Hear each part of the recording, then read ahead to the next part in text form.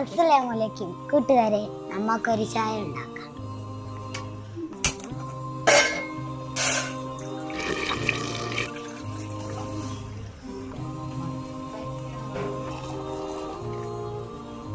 ചായ ഇട്ടോണ്ട് നമുക്കിന്ന് ചായ പറ്റി പറയാം. ഈ ചായ ഉണ്ടാക്കാൻ കുറച്ച് സമയം എടുത്തില്ലേ, അതേപോലെയാണ് ജീവിതത്തിൽ നല്ല കാര്യങ്ങളും കുറച്ച് വെയിറ്റ് ചെയ്യണം. ഈ ചായ കുക്ക് ചെയ്താലല്ലേ ടേസ്റ്റ് ഉണ്ടാവുള്ളൂ. അതേപോലെയാണ് ജീവിതത്തിൽ അധ്വാനിച്ചാലേ വിജയം കിട്ടും. നമുക്കറിയാം, ഈ പാലും തേയിലയും പഞ്ചസാരയും എല്ലാം കൂടി ചേർന്നാലേ ചായ ഉണ്ടാവുന്നത്.